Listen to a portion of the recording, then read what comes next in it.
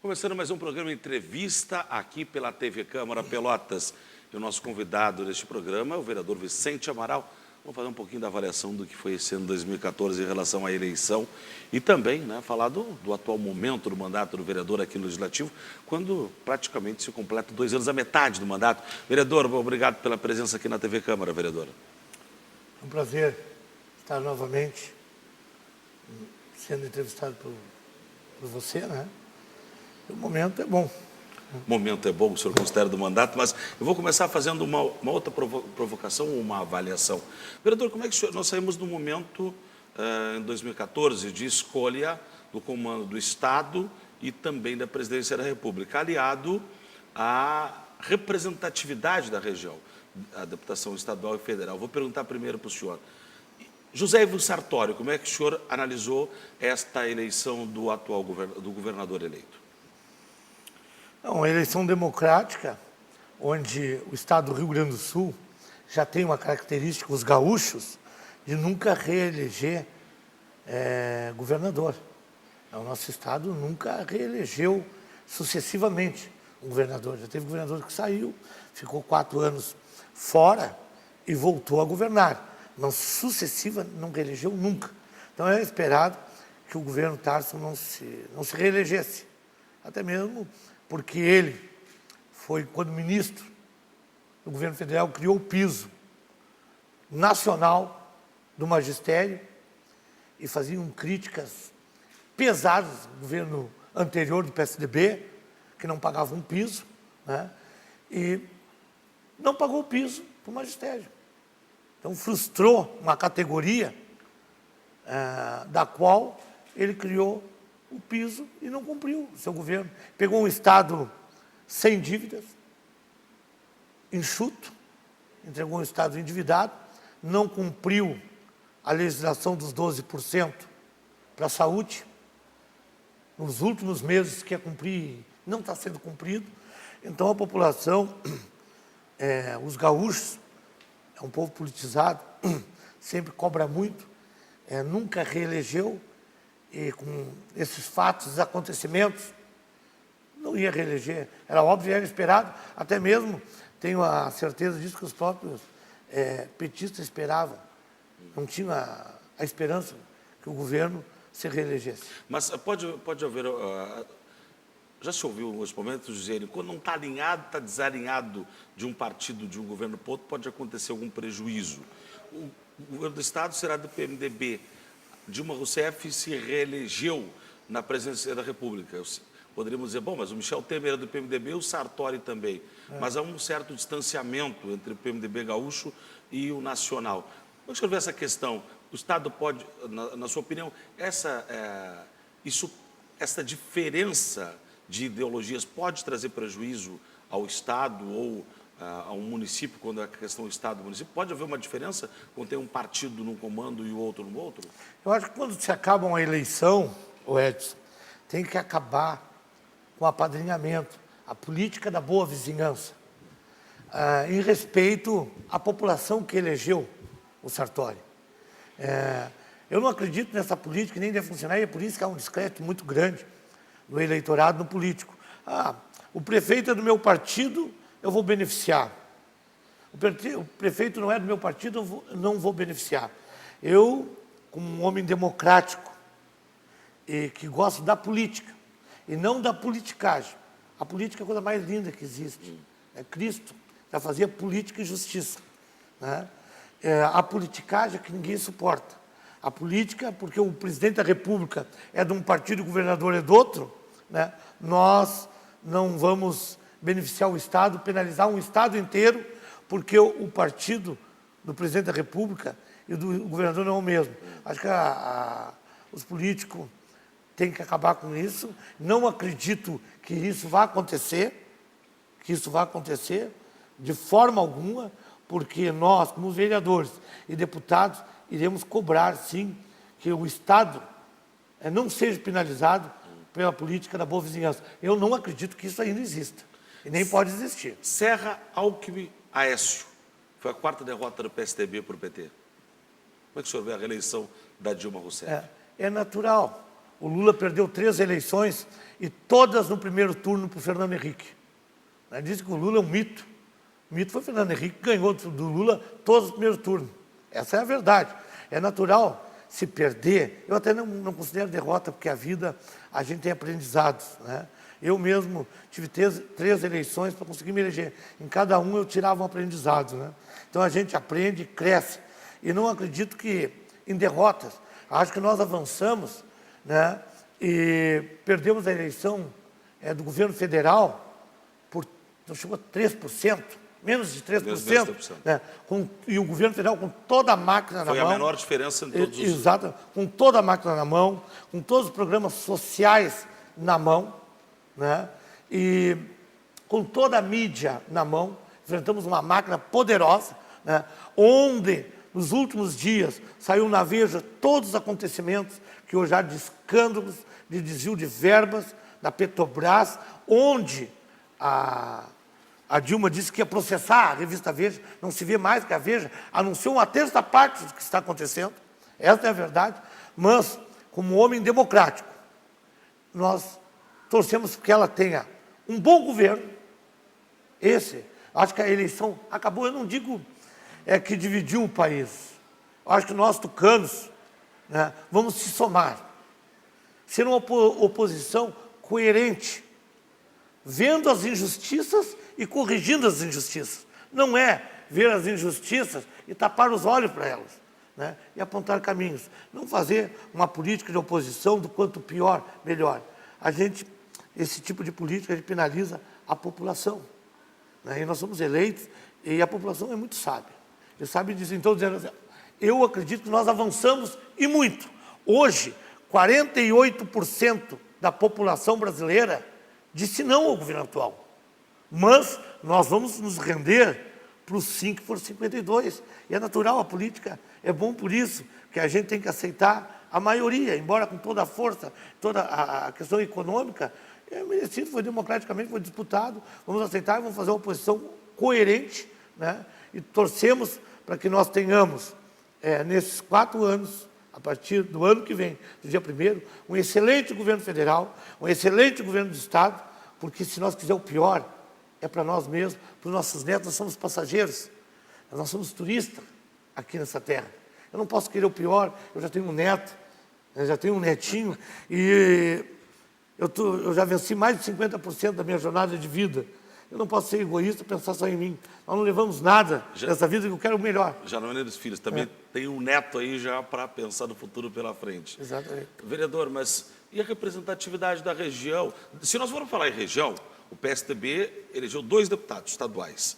Pelotas, ele tinha, na eleição passada, escolhido de forma direta 2 deputados estaduais, o deputado Catarina e a deputada Miriam Marrone. Não havia conseguido assegurar uma vaga para nenhum dos candidatos de Pelotas para a deputação federal. Saímos desta eleição com o mesmo número de deputados estaduais na região, Pelotas diminui em relação à eleição passada, o seu partido, o PSDB, ele reelege o Pedro Pereira e também o Troca, o deputado Gilson Troca, nenhum federal. Como o senhor vê essa questão de representatividade? Porque, se compararmos a questão da deputação federal, saímos sem nenhum, contra 30 da região norte do estado. Eu vejo que cada vez mais os políticos têm que se voltar às suas origens, às suas bases. Eu dou como exemplo bem claro ao deputado Pedro Pereira, de Canguçu, que fez 80% dos votos em Canguçu, e sempre faz 80% e vem crescendo, né? Então o problema não é transferir para o eleitor, que não valoriza o voto da região. O problema está, sim, no político, que depois de eleito abandona a sua base. Nós temos um exemplo aqui em Canguçu do deputado Pedro Pereira, que conseguiu fazer 80% dos votos da sua cidade, sendo oposição ao governo do estado, que não liberou emendas. É um absurdo isso, não liberou uma emenda para os deputados, praticamente, do PSDB, né? E conseguiu se reeleger, mas está todo fim de semana, ele está todo dia, atende telefone 24 horas por dia. Então o problema não está transferir para o eleitor. Até mesmo os políticos não podem transferir para o eleitor esse problema, porque tem políticos daqui que quiseram, né, transferir para o eleitor o problema, mas se coligaram com deputados federal ou estadual de outra região. Tu vê que o problema é político. Eu sou a favor de uma reforma política, né, onde o voto seja distrital. Né? Vamos supor, na metade sul, votar só na metade sul. Né? E para vereadores por bairro, dividir. Né? Eu acho que daria maior representatividade. Mas também não depende do eleitor, também depende dos políticos. Entendeu? Então não vamos querer transferir para o eleitor é muito sábio. Vejamos aqui em Pelotas mesmo, nós elegemos um deputado estadual do PT, onde o PT tinha o governo do Estado, tem o governo do Estado, e onde 33% da população, ou 30% é petista. Né? E nós tivemos uma deputada estadual, se olhar a soma dos votos do município, ela não conseguiu atingir nem os petistas. Votaram nela e votaram, talvez, no outro deputado do PT de outra região. Mas, então, o problema está no político, não está em nós. Mas, ao mesmo tempo, Pelotas, o senhor não notou, pelo menos a gente consegue identificar que tinham candidatos com um bom currículo que acabaram dividindo votação. Jurandir, Nelson Harter, Fetter Júnior, que são candidatos que têm uma boa base eleitoral. O senhor acha que isso pode ter sido um erro estratégico também dos partidos que acabaram inchando com nomes com uma qualificação em currículo e dividiram a votação da própria região, dos votos da cidade? Como é que o senhor vê essa questão? Vou dar um exemplo de novo. O deputado Pereira teve voto em mais de 200 municípios fora de Canguçu. Ele vai nos outros municípios buscar os votos. Mas eu quero dizer o seguinte, os outros candidatos das outras regiões vêm aqui e fazem voto. Mas o que eu quero dizer é o seguinte... Os nossos ficam aqui, talvez não vá nas outras regiões buscar. A legislação, só um minutinho, a legislação permite, então tem que mudar a legislação, que outros candidatos venham buscar votos aqui. O que está faltando? O que os outros têm que nós não temos? É isso que nós temos que rever. Não, o que eu quero dizer não é nem os candidatos de fora da região. Por exemplo, o senhor fala do deputado Pedro Pereira, que tem um trabalho muito forte na região de Canguçu e teve essa resposta nas urnas. Mas, por outro lado, a cidade de Canguçu praticamente fechou em torno do nome do deputado Pedro Pereira. O que eu quero dizer é que Pelotas tinha pelo menos 6, 7 candidatos com potencial de voto e que acabou que dividiu deputados com 20 mil votos, 15 mil votos, e não houve o fechamento do número de nomes com consistência para conseguir a vaga, a cadeira na Assembleia também. Sim, mas aí é que a legislação não diz que tenha que fechar nome, permite isso. Canguçu, na outra eleição, tinha dois candidatos. Uma cidadezinha que tem 36 mil eleitores, votos úteis. Com 2 candidatos, olhar na proporção, se dividir o número de candidatos, deputado estadual, com 250 mil eleitores, dividindo a proporção, daria quase que igual ao Canguçu. O Canguçu é menor que o Fragato, é a metade do Fragato. Por um lado, também, comparando a própria votação de Bagé, que é metade praticamente de Pelotas, elegeu 2 deputados estaduais e um federal com o colégio eleitoral. Bagé que é metade de Pelotas, nesse ponto o senhor tem. Tem uma noção que o deputado Pedro Pereira fez em Pelotas, mais de 50% de votos de deputados que concorreram daqui. Como é que acontece isso? Porque ele também vem aqui. E tem representantes aqui. Mas, de qualquer forma, o senhor acha que houve uma perda de representatividade? Porque a gente... Houve. É inegável que houve. E se nós, os deputados eleitos da região, não ficarem atentos, outros deputados vão penetrar na região, porque a região tem carência. Tem carência. Os outros têm algo que nós não temos. Eu ando nas vilas à tarde e sempre tiro à tarde para andar nas vilas. E o que o eleitor diz assim para mim, não é época de eleição, tu está aqui, porque está aqui, tem eleição de novo. Né? E às vezes o eleitor quer apenas uma visita. Tu entra na casa dele e conversar e te oferecer um chimarrão, ou até mesmo um cafezinho. E ele fica feliz com isso.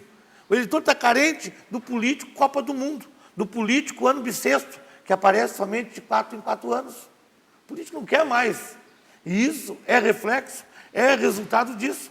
Tu vai na colônia, hoje, na colônia, o deputado estadual Pedro Pereira, reeleito, foi o mais votado na colônia de Pelotas. É o mais votado na colônia de Pelotas que os deputados aqui. Mas vai em tudo que é festa da colônia, ver as festas grandes, o deputado Pedro Pereira não está lá. E cadê os nossos? Cadê os nossos deputados da nossa cidade? Aí querem culpar o eleitor disso? Não. Depois do intervalo a gente vai prosseguir. Nós vamos falar sobre o atual momento do governo municipal, que também completa 2 anos, e do seu mandato aqui na Câmara Municipal. Mas depois do intervalo, prossegue o programa Entrevista aqui na TV Câmara.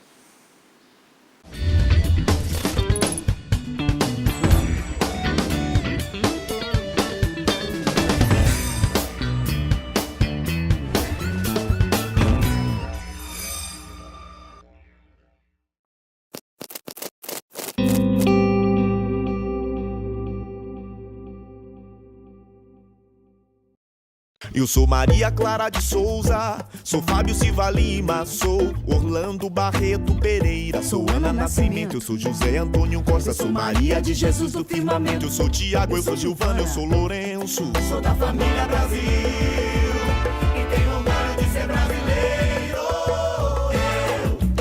Ajude a família Brasil a crescer. Para fazer o registro de nascimento, basta ir ao cartório mais próximo ou se informar na prefeitura sobre serviços itinerantes e mutirões. O registro é grátis. Podem se matricular e os meus documentos eu vou tirar. Com nome e sobrenome eu garanto os meus direitos. Eu tenho direito de ter os meus documentos. Eu tenho direito de trabalhar com carteira assinada.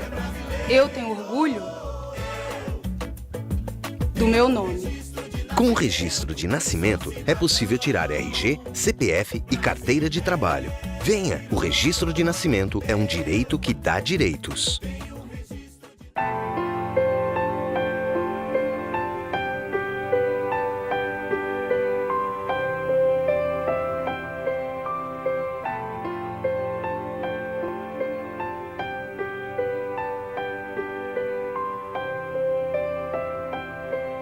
Você pode mudar a história de uma vida.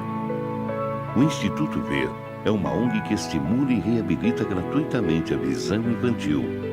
Colabore. No programa Educação, você fica por dentro do que acontece no mundo do ensino e ainda confere um bate-papo com professores. Toda semana você vai conhecer uma escola diferente e a interação dela com os alunos e a comunidade.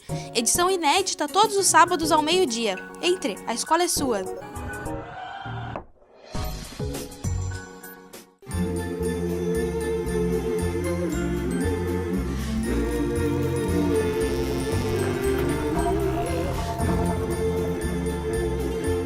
Feliz Natal e um grande 2015!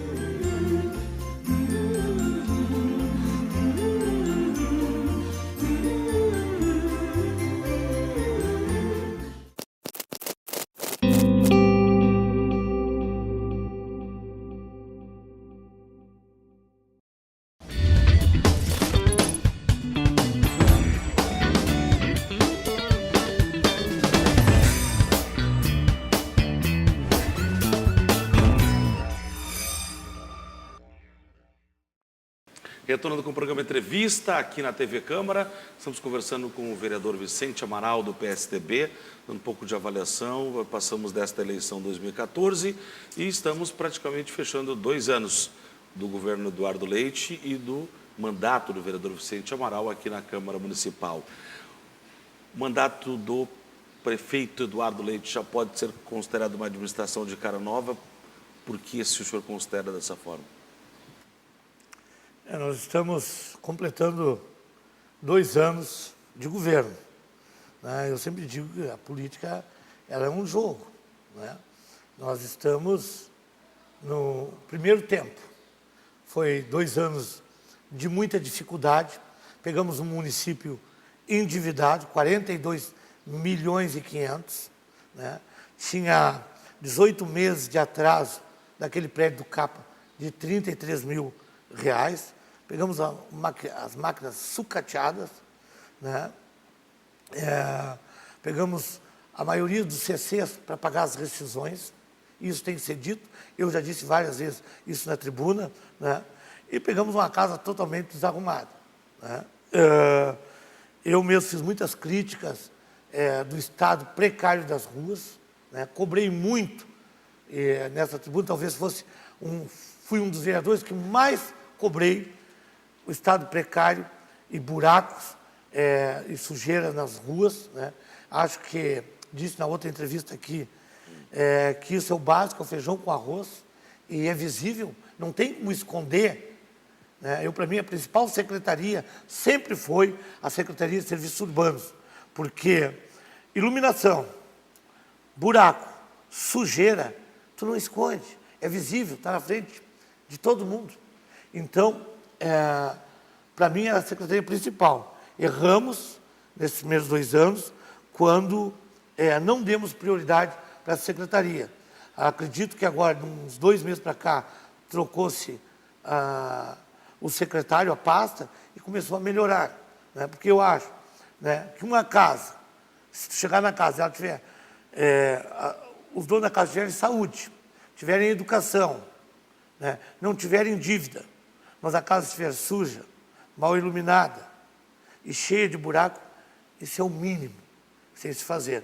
Isso eu coloquei numa conversa com o prefeito, que o que eu não aceitava é o estado precário das vilas que estavam, e era crítico, contundente nesta parte, e agradeço sim o prefeito, que mesmo sendo da base, nunca me chamou a atenção por eu estar batendo no governo, e acredito que esse é o papel do legislador, né? O executivo tem uma função de executar, e o legislador de cobrar, e eu sempre cobrei e disse isso a ele, né?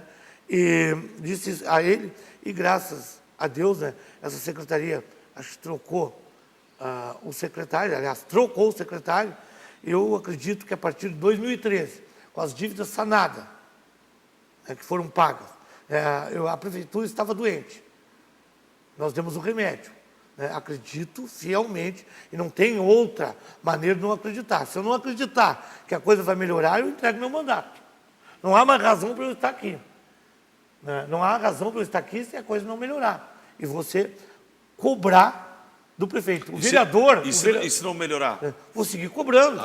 Vou seguir cobrando, esse é o meu papel. Eu acredito, Edson, no político e esse político. Eu sempre disse que eu não vim para essa casa para ser situação nem oposição. Eu vim para cá para ser a solução e representar a comunidade. Representar a comunidade. Esse é o meu papel.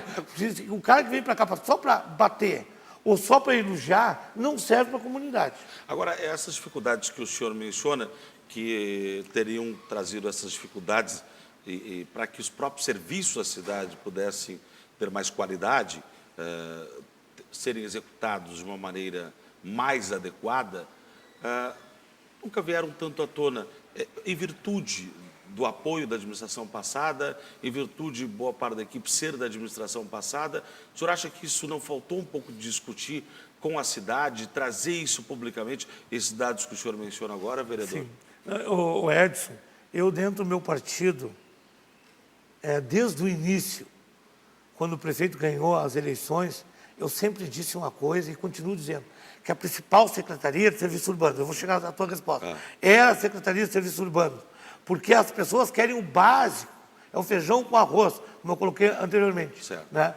E a secretaria, aliás, a administração pecou exatamente onde eu mais cobrei, que a secretaria tinha que ser do PSDB, ser nossa, porque se tivesse ônus, né, seria do PSDB, se tivesse bônus, seria do partido que estava com ela na mão. Mas tem muitas qualidades, e essa é visível. Então, por que a comunidade cobrou, a imprensa bateu? Porque não tem como tu esconder o serviço mal feito nessa secretaria. Não tem como colocar debaixo do tapete sujeira, buraco, iluminação. Ela é visível, está na frente de qualquer casa, é a menina dos olhos. E as coisas boas que tem no governo, e tem coisas boas, pagou a dívida, deu 5 mil uniformes para as crianças escolar, vai dar uns 20 mil agora no início do ano. A UPA está com 40%. Construída, a outra já iniciou as obras, né? Comprou a usina asfáltica, né? Que há 30 anos estava sucateada, está chegando agora, a usina asfáltica, comprou picheiro, caminhãozinho picheiro, comprou 2 patrolas, 2 retas escavadeiras, né? Colocou estacionamento rotativo, Está aí, o estacionamento rotativo é uma realidade. O Natal, final de ano, os 2 últimos melhores anos, é dessa administração. A saúde, queira ou não queira, não é uma maravilha, como não é em qualquer cidade, que é do SUS, e que o governo federal não manda nem 50% que tem que retornar para os cofres do que é arrecadado daqui, que é obrigação. O Estado manda 6%, tem que mandar 12%, e isso tem que ser dito nessa casa, né? Melhorou e muito. Não é uma maravilha, mas hoje tem macas nos pronto-socorro que estão vazias. Consegue-se leito dentro de 2, 3 dias. E tem o papel do Legislativo. Eu sou coerente, eu tenho que ser verdadeiro. Dizer, o mérito é do Executivo, mas que tem um papel importante do vereador Marcos Cunha, que é da Comissão de Saúde. Então, a gente se constrói algo de bom num todo, num conjunto, né? Depois que se ganhou as eleições, tem que esquecer o palanque, passou. Nós temos que ter uma única ideia, um único conjunto de construir todos juntos. Então tem o papel do Legislativo, que fiscalizou, tem o papel da CPI aqui da saúde, que foi feito, né? E melhorou muito, mas principalmente do Executivo, do prefeito Eduardo Leite. Não é a mesma realidade se for no pronto-socorro hoje, quando ia há 10 anos atrás, 15 anos atrás, que eu via e piorou. E teve momentos difíceis, melhorou, não está uma maravilha, não está, mas é melhor de 2000 para cá, a saúde melhorou. E isso não é dito. Isso aqui, na casa, às vezes, parece o programa do Datena, só gosta de mostrar a tragédia, e a população só vê tragédia. E o nosso governo peca quando não investe, né, em marketing para dizer as coisas boas. Aí fica a imprensa jogando só coisa ruim, e as coisas boas não aparecem, né, porque não se quer ter gasto com isso. E o IPTU, vereador, que tem, hoje é uma repercussão muito grande na cidade, em cima da atualização da planta de valores, né, que para muitos resultou em aumento. A gente é incorreto dizer aumentou o IPTU. Não, houve uma, em consequência da atualização, muitos valores acabaram sendo majorados, aumentados, e há uma reclamação muito grande. Como é que o senhor analisa essa questão? Bom, Edson, eu quero ser bem claro que houve uma atualização da planta de valores. O que é a atualização da planta de valores? Atualizar os imóveis pelo valor de mercado. Aliás, esses imóveis foram atualizados 20% ou 30% menor que o valor de mercado, né? Eu votei a favor, e eu tenho papel do legislador. Eu não posso querer cobrar do prefeito uma cidade melhor se não der condições para ele, recursos para ele administrar. Eu não posso querer que o prefeito dê aumento do funcionalismo, que tenha ruas melhores, sendo que o nosso IPTU estava defasado há 6 anos. Há 6 anos. Só para ter um exemplo, a minha casa, ontem eu peguei o carnê do IPTU do ano passado, a minha casa vale em torno de 350 mil, 400 mil. Ela está avaliada em 70 mil reais. A administração atual, na atualização da planta de valores, baixou as alíquotas e atualizou os valores do IPTU, do valor venal do imóvel, 20%, 30% menor que o valor de mercado. Se deixasse as alíquotas vigente do último projeto do IPTU, seria muito maior o imposto. Se o valor do IPTU, aliás, o valor venal do imóvel, estiver fora do valor do mercado, totalmente fora, e as alíquotas maiores, se tem que recorrer a isso. Mas o impacto, o senhor considera que foi muito grande e que isso poderia ter se montado um cronograma para que essa atualização acontecesse de forma gradativa? Ontem mesmo eu conversei com um cidadão que tem um prédio que pagava R$1.000 e passou para R$8.000. Não que o prédio não tenha essa questão do valor venal que o senhor menciona, mas o impacto não é muito grande para ter sido de imediato, vereador? O impacto é grande. Eu te pergunto assim para ti, se tu for, não vou citar o nome do supermercado, 6 anos fazendo rancho com o mesmo valor, 6 anos o supermercado te vende com a inflação que está do governo federal, 6 anos fazendo rancho com o mesmo valor, e reajusta, daí a 6 anos, o rancho pelo valor real. Vai ter um impacto. É que 6 anos deixou de pagar o que devia ter pago. Então, houve erro de alguém que não corrigiu. Nós temos em Pelotas o IPTU menor do que Passo Fundo, que tem pouco mais que a metade dos habitantes de Pelotas. Nós estamos muito abaixo em arrecadação de IPTU que Caxias do Sul, mas muito abaixo, é pouco mais que a metade, mesmo sendo atualizado. Menor que Canoas, menor que Santa Maria. O IPTU de Pelotas é menor que Santa Maria, que tem a população menor. Então, estou dizendo assim, ó... Foi feito justiça social, na sua opinião? Não, eu quero que seja bem claro, né, que todos os projetos cometem injustiça. E a oposição, nesta casa, está para corrigir as injustiças. Né? A oposição, né? Ou a situação. Se eu tivesse visto a questão essa dos aposentados, que eu acreditei, disse isso num discurso aqui, que em 2015 seria considerado, vai até o dia 31 para se cadastrarem. Né? E acho que todos da oposição também acreditaram. Porque se tivesse visto, tive feito uma emenda. Né? E acredito que o projeto, ele é de todos os 21 vereadores. Porque os que foram oposição, não fizeram emendas para corrigir as injustiças, a responsabilidade é dos 21. Agora, se eu sou oposição, eu faço emendas, prorrogo, faço emendas, apresento emendas para corrigir as injustiças. Se não aceitar as emendas que eu apresentei ao projeto, eu vou votar contra. Agora, simplesmente, pego o projeto, não faço nenhuma emenda e voto contra. Então, eu acredito que a responsabilidade é de todos. Agora, tem injustiça, sempre vai ter. O projeto anterior, algo que foi aprovado, tem injustiça. O pessoal do Dunas, do Getúlio Vargas, do Vasco Pires, tu acha justo o pessoal do Vasco Pires, do Dunas, do Getúlio Vargas, pagar R$120 de IPTU e moradores do Laranjal, ou de Ricardo de Portugal, ou de outras zonas nobres, pagar 150, R$200? Eu acredito que tem injustiça, sim, e tem que ser corrigidas. Mas tem muitos beneficiados também, muitos beneficiados, e que houve muitas injustiças nos projetos anteriores, e que foram cometidas e que não foram corrigidas. Todo o projeto grande vai trazer injustiças, e que tem que ser corrigidas. Como todos os vigentes têm injustiça. Tu acha correto? A maior injustiça que eu acho, quem tem uma moto de R$4.000 pagar R$600 de IPVA? Quem tem um carro de 30 mil paga 1.200 de IPVA? Tu acha correto, no meu caso, pagar 15 mil de imposto de renda pessoa física por ano e não retorna nada? Quantos pagam de IPVA? Muito mais que pagam de IPTU. As pessoas querem morar num carro e andar na casa. E é correto. Quanto sai de dinheiro desses veículos, todos que estão transitando aqui, do IPVA para o Estado, e retorna apenas 50% para o município?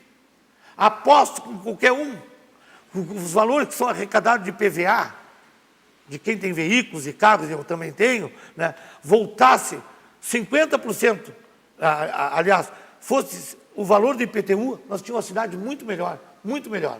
Deixa eu voltar a falar da questão do IPTU, mas é para a gente não deixar de mencionar, né, porque nós estamos quase chegando à reta final, mas tem um projeto que é muito importante, que tem sido uma bandeira sua na casa. Antes mesmo, na verdade, eu acompanhei o Vicente Amaral, antes de ser vereador, mas como líder comunitário, levantando uma bandeira nessa cidade de transformar a forma de cobrança da água. E isso está muito próximo de acontecer, vereador. Esse é um projeto, uma bandeira minha, que a água tem que ser paga sobre o consumo e com tarifa social.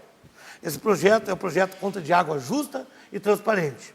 Eu quero dizer que esse projeto está entrando na casa, já entrou na casa, vai para apreciação no mês agora nos restantes meses de dezembro, e talvez seja aprovado no mês de fevereiro, março. Eu peço aos 21 vereadores de situação, de oposição, que estudem um projeto, né? Porque Pelotas tem que respeitar uma lei, a Lei 11.445, de 27 de janeiro de 2007, Lei de Diretriz de Saneamento Básico, criada quando foi ministro Olívio Dutra, sancionada pela Dilma. Eu não acredito que os vereadores de oposição, sua grande maioria, do Partido dos Trabalhadores, vá votar contra uma lei que é do governo federal, aprovada, né, que é justa. Eu não acho certo. Imagine, as residências pagarem energia elétrica ou consumo de telefone fixo pelo tamanho da residência. Chega um ônibus num posto de gasolina, um Fusca, o ônibus vai pagar R$100 e o Fusca vai pagar R$10. O ônibus coloca 2 litros de óleo, o Fusca enche o motor de gasolina e bota óleo no motor também. Quem pagou mais? Quem gastou mais? Chega numa panificadora ou numa lancheria, eu e uma pessoa menor, o Vicente toma um cafezinho e o menor come um bauru. Essa não é a medida certa de se cobrar.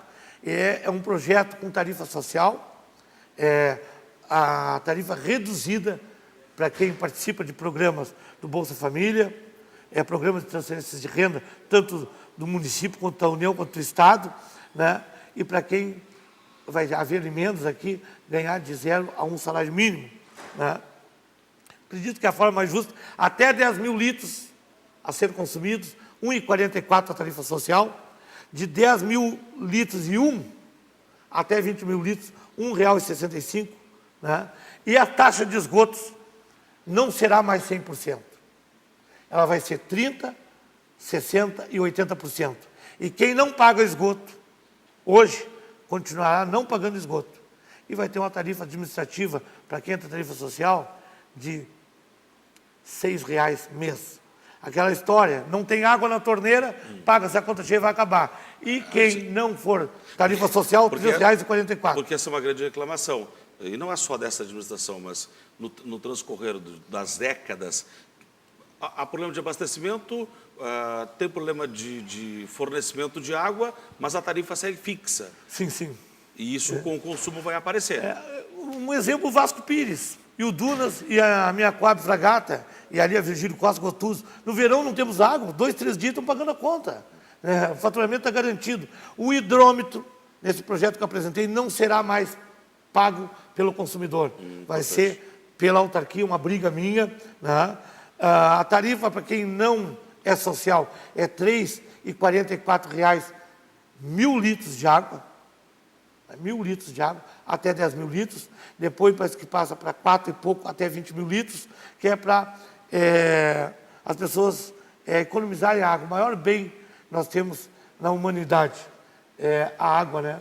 Sem a água não sobrevivemos. Só uma bandeira. Mas o impacto vai ser maior ou menor para as pessoas no primeiro momento? Porque essa é uma grande pergunta que se faz. Não.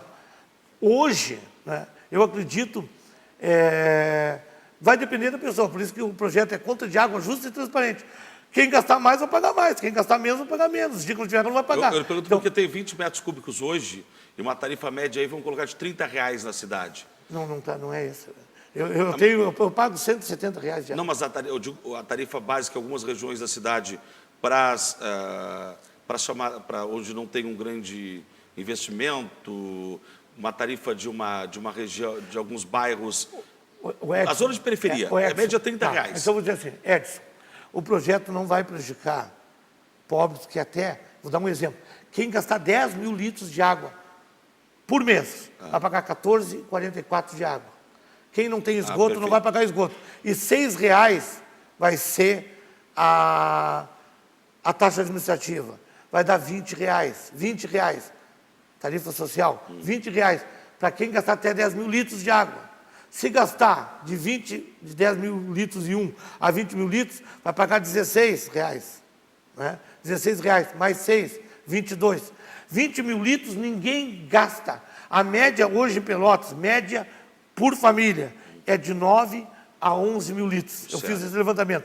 Porto Alegre é 8 mil litros, né? A média de consumo. Mas o justo é, né? Mas e quantas famílias que moram uma pessoa e gasta 5 mil litros ou 4 mil litros? Vai baixar. Então, vai depender do que a pessoa gastar. Em muitas casas, por exemplo, uma casa de veraneio nos balneários, às vezes poucos ocupadas, né? Não, pagam 8 meses sem utilizar nem uma gota d'água. E o Vasco Pires, que passa 3, 4 dias precisando de água e paga a conta cheia. Essa é a pior coisa. E mais, se esse projeto não for aprovado aqui em Pelotas e desrespeitar a lei federal, é uma lei nacional, Lei de Diretriz de Saneamento Básico, Lei 11.445, de 27 de janeiro, né? Não for respeitado, não terá R$1 de financiamento do governo federal para ter saneamento básico, esgoto nas vilas e bairros. Acabou, porque não terá. Estamos chegando ao fim do programa, mais algum... Eu sei que o projeto da droga... Exato. Da Esse Semana está sendo aprovado aqui. Esse projeto Tire a Pedra do Caminho, um projeto de prevenção e combate às drogas, que vai entrar na rede municipal. É um projeto meu, uma luta minha. Tem os projetos de DPVAT, né? Tem o projeto de vídeo monitoramento. Que foi juntado com esse Tire a Pedra do Caminho, né?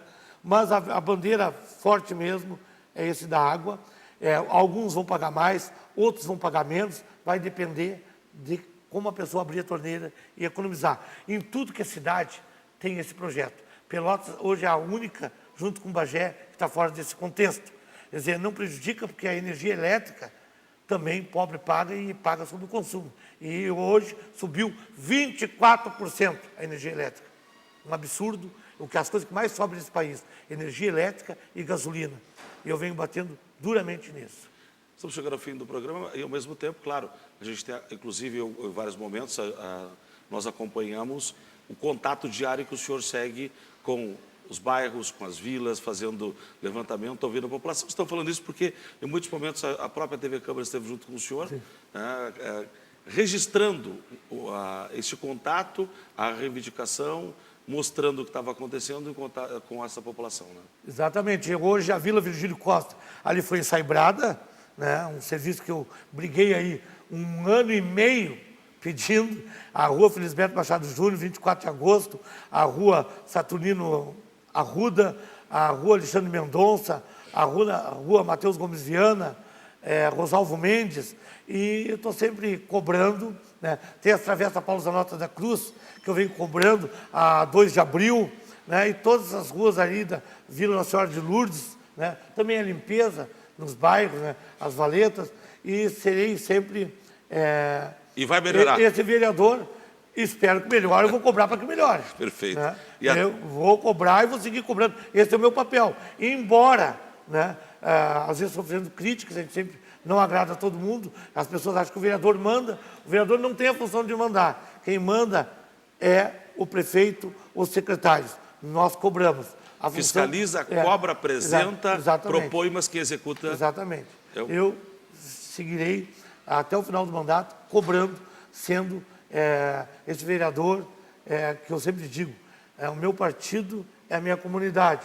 Né? Não serei oposição e nem situação. Eu quero ser a solução.